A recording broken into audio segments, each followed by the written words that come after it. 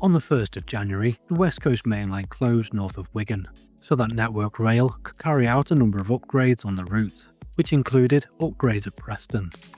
That work was completed on the 4th of January, however, the main route to Scotland remains closed, and won't reopen until the 15th. Or, if you're watching this afterwards, hopefully reopen on schedule on the 15th of January. During the closure, Avanti operated services over the Settle and Carlisle Railway, which provided for some spectacular shots of Class 805s crossing the Ribblehead Viaduct.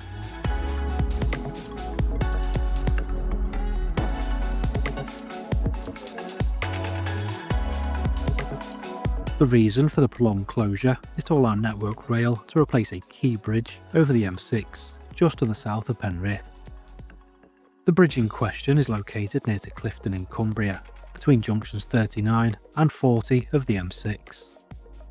Last weekend, the motorway closed so the old post-tension concrete bridge could be safely demolished, using a fleet of 100-ton excavators, which were fitted with breakers and grapples used to break apart the concrete and dismantle the bridge. Work began on Friday evening with the installation of protective matting over the motorway to protect the carriageway from the excavator tracks and falling debris. Demolition of the 130 metre long structure took place during Saturday and Sunday, during which 2,800 tonnes of concrete and steel were removed by articulated dump trucks and stored in a compound located next to the motorway. A team of 150 people worked day and night to ensure that the bridge was demolished, debris cleared, and matting and equipment removed so the motorway could reopen on schedule on Monday morning at 5 AM. With the old bridge demolished, the motorway could reopen. However, the West Coast Mainline was severed, which obviously meant the railway had to remain closed until the new bridge was installed.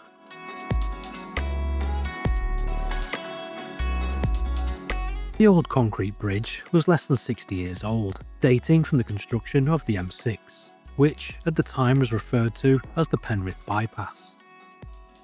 60 years old isn't that old for a bridge, but many of the structures built during the post-war construction boom and early motorways are starting to require increased maintenance and regular inspections.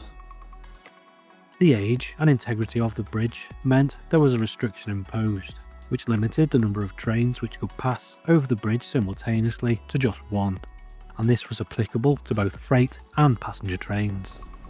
This meant that trains often had to slow down, which in turn led to cumulative delays on the West Coast Mainline north of Preston. Installation of the new bridge won't necessarily increase capacity on the route, but it will hopefully mean fewer delays between Preston, Carlisle and Glasgow in future.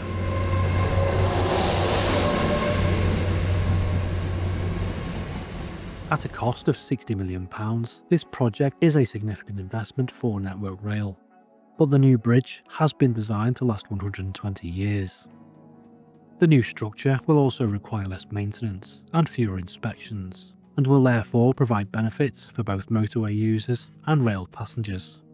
So while the project is costly, it will provide overall savings for both Network Rail and National Highways, and benefits for the travelling public. Despite the fact that the bridge will provide benefits for National Highways, the main project promoter and funder is Network Rail, with Skanska acting as the main contractor who has been responsible for delivering the project.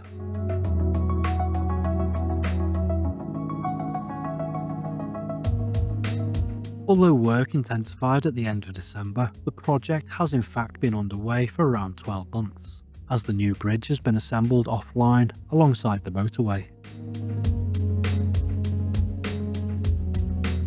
The new composite steel and concrete bridge has been assembled out of pre-manufactured steel beams, which weighed between 35 and 90 tonnes. The weathering steel beams were manufactured in Glasgow and then transported to the site by road. They were then lifted onto trestles which held the individual elements in place while the bridge deck was assembled. Once the steel beams were welded together, they were then topped with precast concrete sections to form the deck.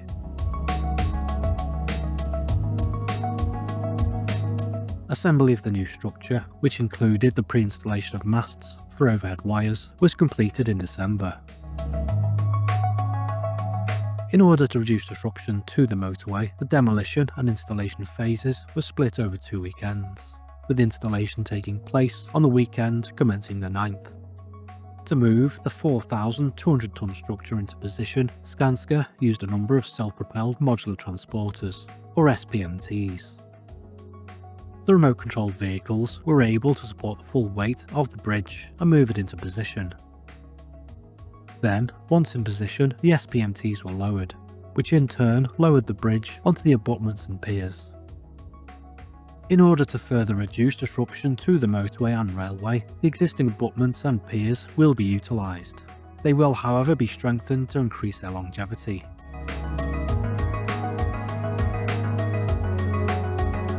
I had to start editing this video before the bridge was fully installed, which was a bit of a risk. But the bridge was successfully moved into position on Saturday morning, and luckily I managed to get some footage of the bridge being moved into position.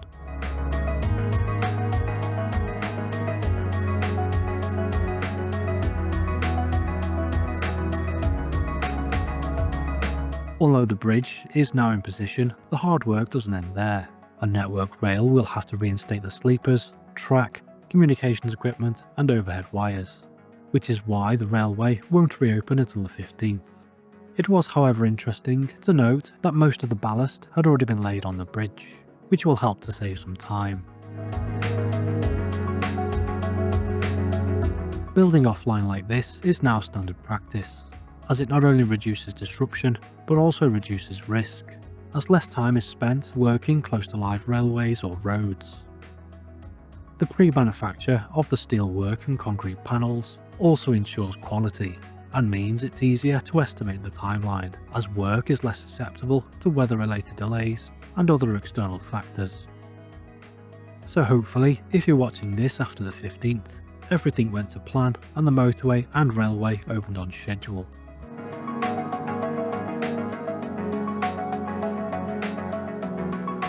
The closure of the railway and motorway has undoubtedly been frustrating for those travelling between Preston and Carlisle.